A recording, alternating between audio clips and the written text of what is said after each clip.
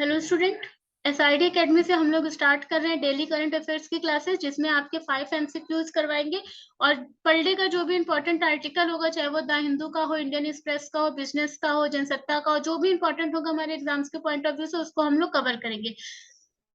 Guys, इसमें हम लोग नेशनल और इंटरनेशनल में जितने भी हमारी economics, polity, science, tech, environment, research का जितना भी न्यूज आएगा उसको हम लोग कवर करेंगे। ठीक है, करंट अफेयर्स कैसे पढ़ना है, ये मैंने करंट अफेयर्स की जब प्रीवियस क्लासेस ली थी तो वहां पे मैंने आपको बताया था कि हमें कौन कौन से सेगमेंट्स छोड़ने होते हैं।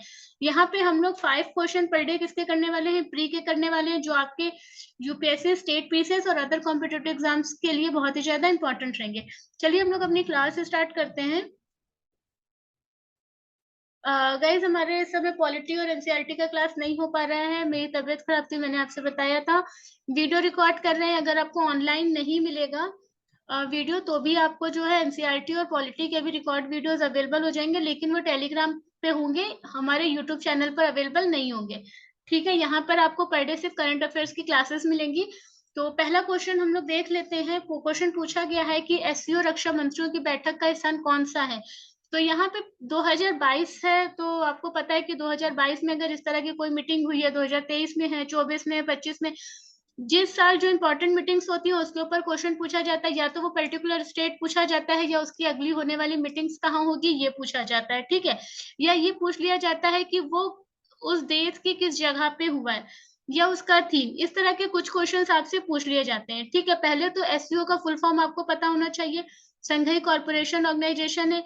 इसमें कौन कौन से कंट्रीज शामिल हैं ये आपको पता होना चाहिए, और इसका 2023 का समिट कहाँ होगा ये पता होना चाहिए। ठीक है, 2022 की बात करें तो 2022 उज्बेकिस्तान के ताशकंद में हुआ है। ठीक है, तो भारत की तरफ से किसने भाग लिया है, ये भी एक इम्पोर्टेंट क्वेश्चन है, पूछा जा सकता है कि भारत इसका सदस्य है कि नहीं है। तो एससीओ का सदस्य भी है भारत, और इसकी हमारी तरफ से यहाँ पे भाग किसने लिया है, राजनाथ सिंह ने लिया है। ये कौन है करंट में, सेंट्रल डिफेंस मिनिस्ट्री के मिनिस्टर है, सॉरी गाइस, ये क्या है, केंद्रीय रक्षा मंत्री हैं। ठीक है, तो यूनियन डिफेंस मिनिस्टर्स हैं ये, इन्होंने क्या किया है, संघई में भाग लिया है। दूसरा क्वेश्चन है कि इसमें कौन कौन से देश शामिल हैं। तो भारत के अलावा इसमें 3, चीन, कजाकिस्तान, किर्गिस्तान, पाकिस्तान, रूस, तजाकिस्तान और उज्बेकिस्तान भी इसमें शामिल हुए। और इसका 2023 का जो मीटिंग होगा नेक्स्ट वाला, वो समरकंद में होगा। ठीक है, सेकंड क्वेश्चन आपसे पूछा जा रहा है कि लिबर्टी मेडल किसको दिया गया है 2022 का। तो आपको पता होगा यूक्रेन और रशिया के बीच में काफी टाइम से विवाद चल रहा है, तो वोलोडिमीर जेलेस्की को ये अवार्ड दिया गया है। गाइज, ये कौन है, तो ये प्रेसिडेंट है यूक्रेन के। ठीक है, तो यूक्रेन के राष्ट्रपति को जेलेस वेलोडिमिर जेलेस्की को राष्ट्रीय संविधान केंद्र द्वारा इस वर्ष के लिबर्टी मेडल के लिए नामित किया गया है। किस लिए किया गया है, क्योंकि जो रूसी अत्याचार के सामने जो रूस से इनका वॉर चल रहा था, तो माना जा रहा है कि उन्हें रूसी अत्याचार के सामने स्वतंत्रता की वीरता पूर्ण रक्षा के लिए चुना गया है। ठीक है, जेलेस्की को मई 2019 में राष्ट्र के राष्ट्रपति के रूप में सेवा में आए थे। ये कब आए थे, 2019 में आए थे। रोनाल्ड रिंगन फ्रीडम अवार्ड और जॉन एफ कैनेडी प्रोफाइल्स इन कवरेज अवार्ड के साथ साथ अन्य सरकारों से सम्मान जैसे पुरस्कार भी इन्होंने प्राप्त किए हैं, याद रखिएगा, ये भी एक इंपॉर्टेंट पॉइंट है। नेक्स्ट क्वेश्चन है हमारा कि what is the themes of water World Water Week 2022। सारे क्वेश्चन आप देख रहे हैं, इंपॉर्टेंट है, 2022 के हैं, और क्वेश्चन आपसे फिर पूछा जाएगा वर्ल्ड वाटर वीक कब मनाया जाता है, कहाँ मनाया जाता है, इसका थीम क्या है और इसका पर्पस क्या है। 4 इंपॉर्टेंट क्वेश्चन, कब मनाया गया, कहाँ मनाया गया, थीम क्या था और पर्पस क्या था। तो थीम इसका सिंपल सा यहीं पे पूछा हुआ है, seen the unseen the value of water, अनदेखी देखना पानी का मूल्य। ठीक है, तो ये इसका थीम था। किसके द्वारा मनाया जाता है, किस ऑर्गेनाइजेशन के द्वारा मनाया जाता है, the stock home international water institute. आपको SIWI भी दे देगा शॉर्ट में, अगर फुल फॉर्म भी अगर पूछ लेता है यूपी ट्रिपल एससी के लेवल पर, तो भी आपको जानना इंपॉर्टेंट हो जाता है। ये ऑर्गेनाइजेशन वर्ल्ड वाटर वीक मनाती है हर साल। ठीक है, इस बार कब मनाया गया, अगस्त 23 से सितंबर 1 तक। तो the theme for World Water Week 2022 इसके क्या थी, वो Seeing the unseen, the value of water, it is a movement aimed at transforming the global water challenges. तो ये इसका क्या था, पर्पस था, क्या पर्पस था, वैश्विक जल चुनौतियों को बदलने के उद्देश्य से ये एक आंदोलन चलाया जा रहा है। ठीक है, और इसके बारे में जानते हैं थोड़ा सा। तो एससीओ रक्षा मंत्री, अभी हमने इससे पहले एससीओ की बात की थी जिसकी बैठक ताशकंद में हुई है, ठीक है, उज्बेकिस्तान के, तो उनकी मीटिंग्स में भी इस मुद्दे को रखा गया था। तो एससीओ रक्षा मंत्री विश्व जल सप्ताह 2022 का आयोजन हाइब्रिड प्रारूप से किया जाएगा। प्रतिनिधित्व स्टॉकहोम में या वस्तुतः दोनों में व्यक्तिगत रूप से शामिल हो सकते हैं। ठीक है, और 23-25 अगस्त ऑनलाइन होगा। 23 अगस्त से 1 सितंबर के बीच में 6 मुख्य सत्र आयोजित होंगे। ये सत्र एसडीजी, बस ये वाली बात याद रखिएगा, ये जो आपका एसडीजी गोल 6 है ना, ये जो एसडीजी गोल 6, ग्राउंड वाटर मैनेजमेंट, भूजल प्रबंधन, विश्व शौचालय दिवस 2023, world toilet day 2023, the joint importance of water and sanitation in the various aspects of human societal development, the role of developing nations, and 2023 UN water conference. ठीक है, तो इसमें क्या क्या देखिए बहुत इंपॉर्टेंट सी बातें हैं। किस तारीख को कितने सत्र आयोजित हुए ये तो आपसे देखिएगा, इसका भी नहीं पूछेगा, लेकिन हाँ ये जरूर पूछ सकता है कि एसडीजी का कौन सा गोल है। ये तो 6 गोल है, जल प्रबंधन, वाटर मैनेजमेंट करना है, विश्व शौचालय दिवस क्या है 2023 में मनाया जाएगा, मानव सामाजिक विकास के विभिन्न पहलुओं में पानी और स्वच्छता के संयुक्त महत्व को देखना है, और इसकी भूमिका, जैसे जो इसकी जो भूमिका होगी वो देखना, जैसे मुद्दों को संबोधित करेंगे और उनका पता लगाएंगे विकासशील देश और 2023 के संयुक्त राष्ट्र जल सम्मेलन में। ठीक है, तो हमको पता है कि एससीओ की बैठक भी 2023 में कहाँ होगी, समरकंद में होगी। अब ये भी हर साल मनाया जाता है World Water Week. World Water Week भी देखिए इंपॉर्टेंट है, क्योंकि इसमें देखिए सैनिटेशन पे बात की गई है। जब हमारे वहाँ मोदी जी आए थे तो उन्होंने भी सैनिटेशन अभियान का पूरा एक मिशन चलाया। ठीक है, स्वच्छ भारत अभियान के नाम से, clean UP, green UP, UP में रहने वाले लोगों ने भी सुना होगा, ये भी चला। एसडीजी का नंबर याद रखिएगा 6। ग्राउंड वाटर मैनेजमेंट करना है, जो भी वाटर है उसको मैनेज करना है। ठीक है, तो ये इंपॉर्टेंट है, मेंस में भी लिखने के लिए ये पॉइंट्स आपके काम में आ जाएंगे। और स्टॉकहोम, अब चलिए आगे बात करते हैं कि वर्ल्ड वाटर वीक की हिस्ट्री क्या है। देखिए, जब कोई ऐसी चीज आ जाए ना जो बहुत ज्यादा चर्चा में, जैसे सैनिटेशन, ग्राउंड वाटर और जो सोसाइटी है उसके डेवलपमेंट की बात करते हैं, तो ऑब्वियसली उसका हिस्ट्री भी हमें एक बार पढ़ लेना चाहिए। तो विश्व सप्ताह जो दिवस मनाया गया उसका इतिहास क्या है। In 1991, a public water festival was held in Stockholm City to celebrate the fact that it was again possible for them to fish and swim in the city. देखिए स्कॉटहोम कहाँ पर है, ये आपका बाल्टिक सी है, ये गल्फ ऑफ फिनलैंड है, ये गल्फ ऑफ रिगा है। तो गाइस देखिए जियोग्राफिकल के नाम पर भी ये बहुत ही ज्यादा इंपॉर्टेंट हो जाता है। ये नॉर्वे है आपका। ठीक है, तो इन ये जो पोजीशन है ना, याद रखिएगा कि स्टॉकहोम कहाँ पे पड़ रहा है, आपका बाल्टिक सी पे पड़ रहा है। तो ऑब्वियसली यहाँ पे लोगों ने क्या करा, स्विमिंग की, यहाँ पे फिशरीज किया। तो ये लोग यहाँ पे देखिए वाटर का वैल्यू इनके लिए ज्यादा है, क्योंकि इनके जो इकोनॉमी है ना वो यहाँ की रिसोर्सेस के ऊपर डिपेंड करती है। तो सिंपली आपकी इकोनॉमी जिसके ऊपर डिपेंड करती है वो आपके लिए इंपॉर्टेंट हो जाता है। ठीक, तो ये कब से मनाया जा रहा है, 1991 में स्टॉकहोम शहर में इस तत्व का जश्न मनाने के लिए एक सार्वजनिक जल उत्सव आयोजित किया गया था कि उनके लिए शहर में मछली पकड़ना और तैरना फिर से संभव होता। ठीक है, तो जो पॉसिबिलिटी उनके लिए आई, इसके लिए उन्होंने एक जश्न मनाया।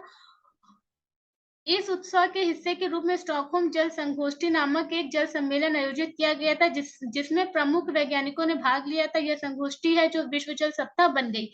तो जो मीटिंग्स वहां पे की गई थी ना, वही क्या बन गई आपकी, इस दिवस के रूप में कन्वर्ट हो गई, और अब हर साल ये वहां पे मनाई जाती है। ठीक है, 1991।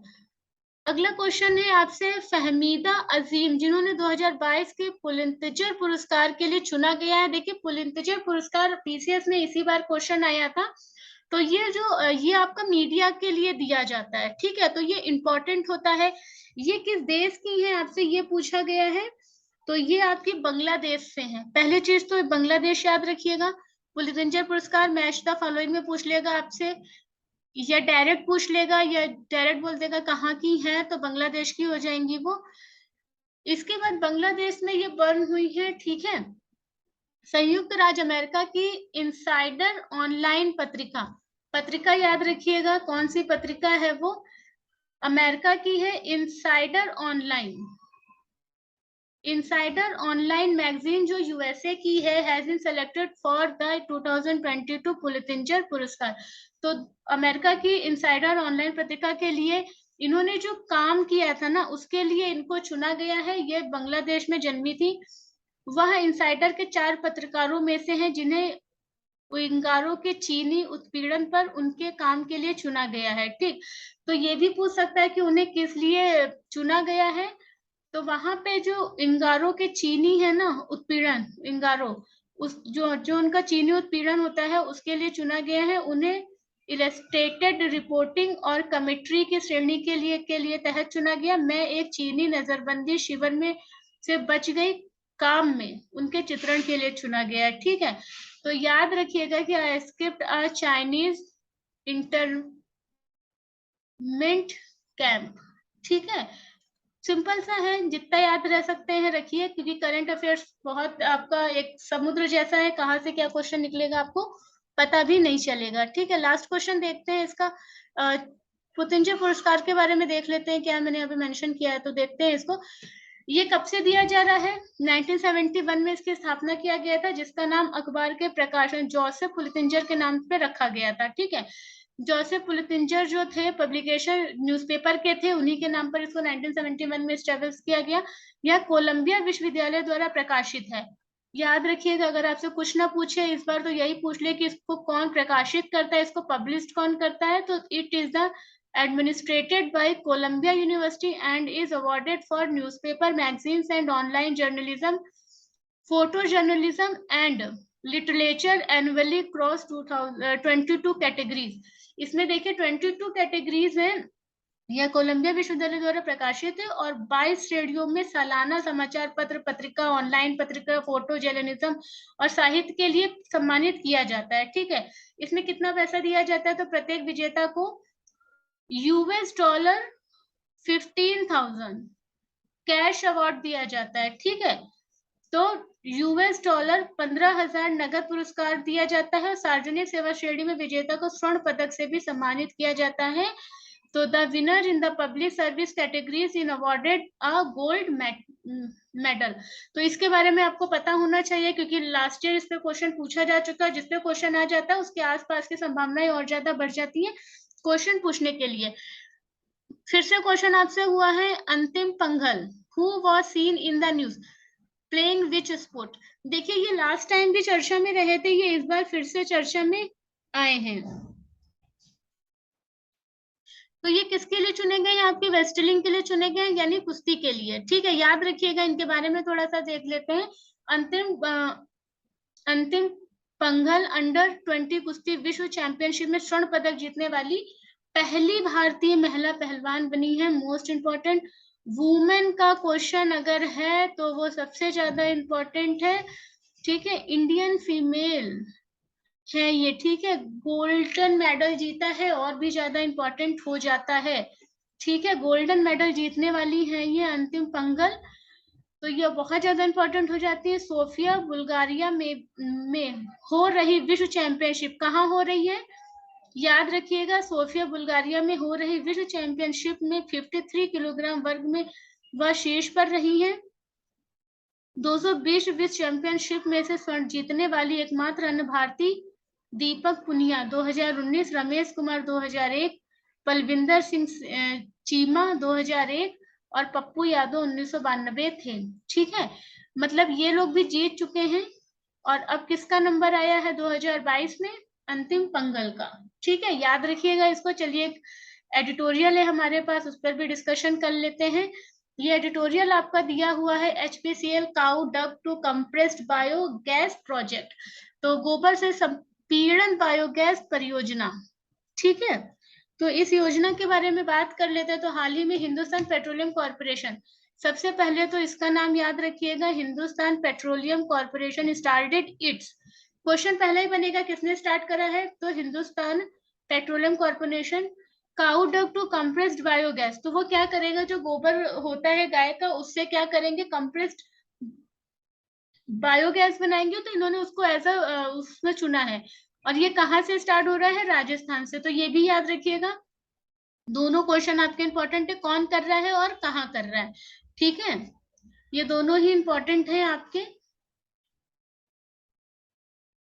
This will be HPCL's first project under the waste to energy portfolio। तो अपशिष्ट से ऊर्जा पोर्टफोलियो के तहत यह HPCL की पहली परियोजना है, हिंदुस्तान पेट्रोलियम कॉर्पोरेशन की ये पहली योजना है, ये भारत की पहली योजना नहीं है, याद रखिएगा, क्योंकि भारत काफी टाइम से इनके ऊपर क्या कर रहा है, वर्क कर रहा है, तो ये बात याद रखिएगा। आपसे दो तरह से क्वेश्चन पूछे जाते हैं, भारत की पहली है या HCL की पहली है। इसके की पॉइंट्स क्या क्या हो सकते हैं गाइस, तो the plant process to use 100 tons of cow dung per day, मतलब पर डे ये क्या करेंगे, 100 टन गांव के गोबर का उपयोग करेंगे day for the production of biogas. तो बायोगैस का प्रोडक्शन करने के लिए पर डे ये कितने टन गोबर का यूज करेंगे, 100 टन गोबर का यूज करेंगे, जिसे मोटर वाहन ईंधन के रूप में इस्तेमाल किया जा सकता है, which can be used as automotive fuel, ठीक है। The project is being developed under the Gobardhan, Gobardhan योजना आपकी पहले ही आ चुकी है, अभी इसको भी हम लोग देखेंगे, अंडरलाइन करिए, इस चर्चा में आ गई है तो इंपॉर्टेंट हो जाएगी एग्जाम्स के पॉइंट ऑफ व्यू से। Gobardhan scheme and is expected to be commission in the year, ठीक है। तो परियोजना गोवर्धन धन योजना के तहत विकसित की जा रही है और 1 वर्ष में चालू होने की उम्मीद है। इस योजना का उद्देश्य स्वच्छता में सुधार करना और जैविक कचरे और पशुधन से धन और ऊर्जा का उत्पादन करना है। तो सिंपली क्या करना है इसमें, the scheme aims to improve cleanliness and produce wealth and energy from organic waste and stock live stock, ठीक है। सिंपल है, अगर गोबर फेंकने के बजाय उसका एनर्जी में यूज हो जाएगा, तो वैसे भी मथुरा में भी आपको पता है कि गाय के लिए बनवाया गया है गौशाला वगैरह, तो हमारे वहां से भी ढेर सारा वो स्टार्ट हो जाएगा। अभी तो राजस्थान में हुआ है, फिर यूपी में भी होगा। तो हिंदुस्तान पेट्रोलियम कॉर्पोरेशन के बारे में अगर बात कर दें, तो it is an Indian oil and natural gas company, याद रखिएगा ये कौन सी कंपनी है, ऑयल कंपनी है, ठीक है, which is headquartered at Mumbai Maharashtra. तो ये कहाँ पर है, महाराष्ट्र, मुंबई में इसका हेडक्वार्टर, महाराष्ट्र मुंबई के महाराष्ट्र में इसका हेडक्वार्टर है। It was incorporated in 1974 after the takeover and merger of Astral, ASO Standard and Luby India। तो क्या कह रहे हैं आपसे, यह एक भारतीय तेल और प्राकृतिक गैस कंपनी है जिसका मुख्यालय मुंबई महाराष्ट्र में, इसे 1974 में तत्कालिक एसो स्टेटर्स और ल्यूब इंडिया के अधिग्रहण और विलय के बाद शामिल किया गया था। इतना तो नहीं पूछेगा कब होगा, यही पूछ सकता है आपसे, विलय संसद द्वारा पारित भारत में उपक्रम का अधिग्रहण अधिनियम के माध्यम से किया गया था, ठीक है। तो यहाँ पे जो एसो है ना आपका, विलय संसद द्वारा पारित एसो भारत में उपक्रम का अधिग्रहण, मतलब acquisition of undertaking in India act के तहत इसको किया गया था। पॉलिटी में जाएंगे, पॉलिटी के लिए ये वाला एक्ट आपके लिए इंपॉर्टेंट हो जाएगा, ठीक है। लोकेशन में जाएंगे तो यहाँ हो जाएगा, हिस्ट्री में जाएंगे तो ये इंपॉर्टेंट हो जाएगा।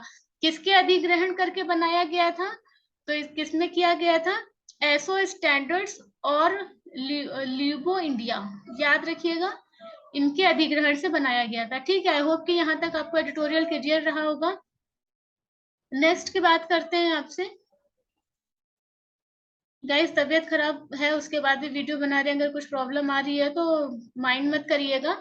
व्हाट इज गोवर्धन योजना, कब आई थी, 2018 में। अब आपसे पूछ ली जाएगी गोवर्धन योजना अभी चर्चा में थी, फिर आप कहेंगे कि 5 साल 6 साल पुराना जो है हमसे करंट पूछ लिया जाता है, नहीं गाइस, जो स्टार्ट हुआ होता है और फिर से चर्चा में आ जाता है उस पे ही आता है। मैंने आपसे पहले भी बताया ये प्रोसेस होता है, नेक्स्ट वीडियो में वो प्रोसेस हम फिर आपसे डिस्कस करेंगे कि करंट हमें कैसे पढ़ना है। कब लॉन्च की गई थी, 2018 में की गई थी। गोबर का फुल फॉर्म क्या था, galvanizing organic bio agro resources, क्या था? Galvanizing organic bio agro resources Dhan Yojana को Swachh Bharat mission scheme has been implemented as a part of Swachh Bharat mission. ठीक है, ग्रामीण। अब ये भी आपसे पूछ सकता है स्वच्छ भारत मिशन रूरल या अर्बन, तो रूरल था, ठीक है, के हिस्से के रूप में लागू किया गया था। यह मवेशियों और अन्य बायो डिग्रेडेबल कचरे से ऊर्जा पैदा करके गांवों को साफ रखने और ग्रामीण आय बढ़ाने का प्रयास है। तो इससे क्या करना है कि जो आपके रूरल लोग हैं उनकी इनकम को बढ़ाना है। इस योजना के तहत गतिविधियों की प्रगति की निगरानी के लिए एक एकीकृत पोर्टल शुरू किया गया था। एक पोर्टल भी लॉन्च किया गया गाइस। नया एकीकृत दृष्टिकोण पेयजल और स्वच्छता विभाग द्वारा, याद रखिएगा डिपार्टमेंट कौन सा है, ड्रिंकिंग वाटर एंड सैनिटेशन द्वारा सभी प्रासंगिक नीतियों और योजनाओं के समन्वयन को सक्षम करने का प्रयास करता है। तो ये क्या करेगा, उनको सक्षम करने का प्रयास करेगा। गाइस कभी हम हिंदी पढ़ पाते हैं, कभी इंग्लिश पढ़ पाते हैं, उस पर माइंड मत करेगा, कंटेंट दोनों में लिखा हुआ है, समझाना है मुझे, बस हम समझाने पे फोकस कर रहे हैं।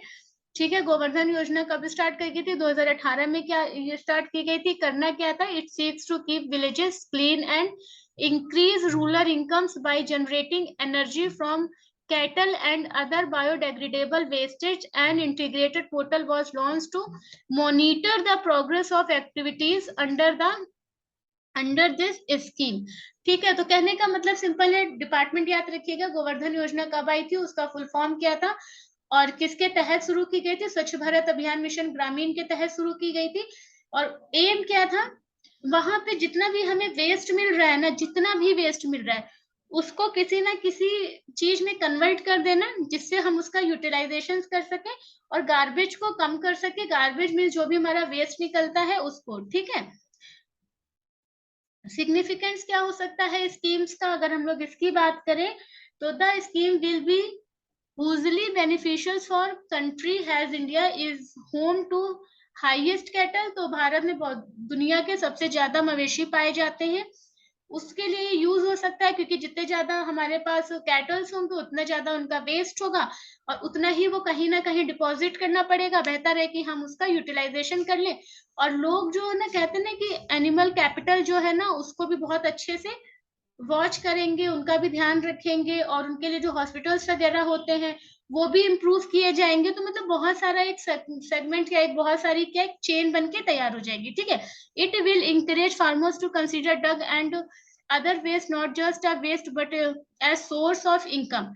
सिंपल है कि वो इसको फिर एक वेस्ट के रूप में नहीं देखेंगे, उसको एक इनकम के रूप में देखेंगे और फिर उनके ऊपर बहुत ही ज्यादा ध्यान देंगे। ठीक है, it will provide many benefits to rural people by keeping village clean and sanitized, improving livestock health and increasing farm yield। तो इससे एक नहीं बहुत सारे फायदे होंगे। गांवों को में सफाई रहेगी, जो इधर उधर गोबर पड़ा रहता है लोग अपना उसको स्टोर करके रखेंगे, जब गाड़ी आएगी तो उसको दे देंगे, उसके बदले में उनको पैसा मिलेगा। तो वो और ज्यादा मतलब कि अपने वहाँ क्लीनिंग का ध्यान रखेंगे और पशुओं की भी क्लीनिंग का ध्यान रखेंगे। पशुओं के स्वास्थ्य में सुधार और कृषि उपज में वृद्धि करके ग्रामीण लोगों की कई लाभ प्रोवाइड किए जा सकते हैं। और आपको पता है कि हमारे वहाँ किसानों की आय दोगुनी करने का भी एक मिशन चल रहा है, जिसमें हमारे वहाँ प्रधानमंत्री जी कहते हैं कि हमें किसानों की आय दोगुनी करनी है। ठीक है गाइज, आज के लिए इतना ही मुझे लग रहा है। नए सिग्निफिकेंस तो हो ही गया है, आपका योजना का महत्व समझ ही लिया है हमने कि क्या होगा। हाँ, अब देख लेते हैं कि under its biogas generations will help to increase self reliance in energy utilization for cooking and lighting। तो सिंपल है कि ये हमारे बायोगैस उत्पादन, खाना पकाने और प्रकाश व्यवस्था के लिए भी उपयोग की जाने वाली ऊर्जा में आत्मनिर्भरता बढ़ाने में मदद करेंगे। ठीक है, इट विल और argument income of the farmer and cattle herders. तो फिर वही है कि पशुधन जो होंगे, जो किसान होंगे, पशुपालक की वृद्धि में आय होगी, या कचरा संग्रहण, परिवहन, बायोगैस बिक्री आदि से जुड़ी नौकरियों के लिए भी अवसर पैदा करेगा। तो ऑब्वियसली ये अपॉर्चुनिटीज क्रिएट करेगा किनके लिए? It will create new opportunities for jobs linked to waste collection, transportation, biogas, sales etc. और आपको पता है कि जो भोपाल है वो बहुत ज्यादा इस चीज में आगे भी है, उनके वहां ये काम किया भी जाता है, ठीक है। और इंदौर में भी ये हुआ है, तो इसको हम लोग काफी पॉजिटिव ले सकते हैं। It will also provide stable fuel supply in market for oil companies and accessible credit in market through government schemes and banks for entrepreneurs, ठीक है। तो यह तेल कंपनियों के लिए बाजार में स्थिर ईंधन आपूर्ति और उद्यमियों के लिए सरकारी योजना और बैंकों के माध्यम से बाजार में सुलभ ऋण भी प्रदान करेगा। इस योजना के तहत स्वयं सहायता समूह और रचनात्मक समाज बनाने के लिए ग्रामीणों को जोड़ा जाएगा, जो स्वच्छ ऊर्जा और हरित नौकरियों की पहल में मदद करेंगे। सिंपल सिंपल सिंपल सी चीजें हैं, ये बहुत ही ज्यादा बेनिफिशियल योजना है हमारे लिए। इसका पीडीएफ आपको हमारे टेलीग्राम चैनल पे मिल जाएगा। कल हम लोग फिर से देखेंगे कल का करंट अफेयर्स क्या है। Bye bye.